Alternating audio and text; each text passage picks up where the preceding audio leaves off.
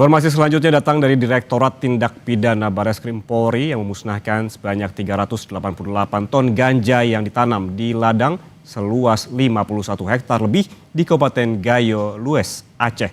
Pemda kini tengah mengembangkan pertanian kopi dan mengedukasi masyarakat untuk mulai menanam kopi sebagai penghasilan utama atau tambahan masyarakat. Ya, saat ini petugas kepolisian dari Direktorat Tindak Pidana Bareskrim Polri bersama petugas TNI, Bea Cukai dan BNN serta petugas dari pemerintah daerah setempat saat ini tengah melakukan persiapan untuk melakukan perjalanan ke lokasi ladang ganja yang berada di Kabupaten Gayo Lues, Provinsi Aceh. Nantinya ada sekitar 52 hektar yang akan dilakukan pemusnahan. Dari estimasi sementara ada sekitar 1,9 juta batang ganja atau seberat 388 ton ganja yang nantinya akan dimusnahkan. Temuan ladang ganja ini merupakan salah satu yang terbesar pada tahun ini. Perjalanan kami menuju ladang ganja dimulai dari Polsek Pining yang berada di Kabupaten Gayo Lues, Aceh. Persiapan matang diperlukan karena medan yang dilintasi terjal dan berat. Tak hanya kepolisian dari Direktorat Tindak Pidana Bareskrim Polri, pemusnahan ladang ganja ini juga didampingi oleh TNI, Bea Cukai, Badan Narkotika Nasional, dan pemerintah Kabupaten Gayo Lues. Dari Polsek Pining dibutuhkan waktu selama 1,5 jam, menggunakan kendaraan dan 3 jam berjalan kaki untuk sampai ke ladang.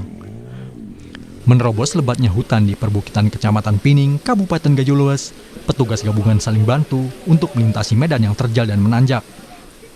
Bahkan kami harus melintasi aliran air deras akibat hujan yang terus mengguyur. Setibanya di ladang seluas 51,75 hektar ini, petugas gabungan langsung melakukan pemusnahan dengan cara dicabut dan dibakar. Dari hasil pemeriksaan dan estimasi di lokasi, ada sekitar 1,9 juta batang atau seberat 388 ton ganja siap panen yang tertanam di 26 titik ladang. Belum diketahui sudah berapa kali ganja ini dipanen dan diedarkan, namun butuh waktu setidaknya 6 bulan sebelum akhirnya tanaman ganja ini siap untuk dipanen. Awalnya kita melakukan penangkapan terhadap 2 tersangka di daerah Deli Serdang. Kita temukan barang bukti ganja siap edar untuk Sumatera Utara sejumlah 47 kg. Selanjutnya kita kembangkan ke atas, kita temukan 26 titik, kita hitung luas totalannya adalah 51,75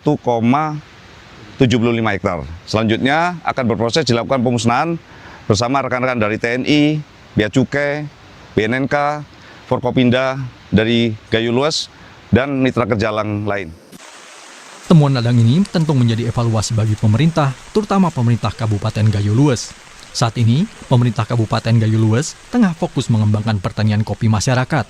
Selain meningkatkan ekonomi, tujuan lainnya adalah membuat warga tak lagi bertani ganja. Pemerintah Kabupaten Gayo Lues hari ini fokus untuk meningkatkan kesejahteraan masyarakat, ya Bang. Hari ini kita fokus untuk penanaman kopi, pengembangan kebun kopi. Kita berharap dengan kopi ini mereka bisa lebih sejahtera masyarakat kita, sehingga mereka bisa beralih dari petani ganja ke petani kopi, gitu Bang. Jadi edukasi dari mulai bibit sampai penanaman sudah mulai dilakukan?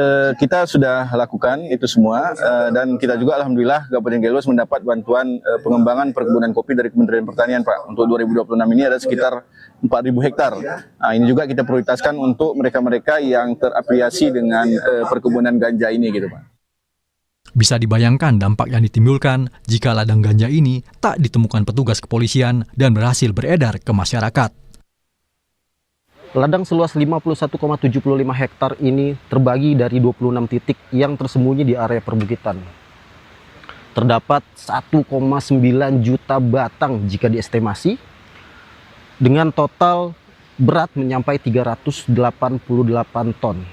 Hasil ini dan temuan ini merupakan temuan terbesar pada tahun ini yang dilakukan oleh Direktorat Tindak Pidana Bareskrim Polri. Pemusnahan dan pencabutan dilakukan agar ganja-ganja ini tidak berhasil disebarluaskan. Prasetyo, Kompas TV, Aceh. Informasi usai jeda saudara, upaya pencarian korban longsor di Banjarnegara, Jawa Tengah kembali diperkuat. Tim SAR gabungan menerjunkan unit anjing pelacak untuk menemukan warga yang masih tertimbun.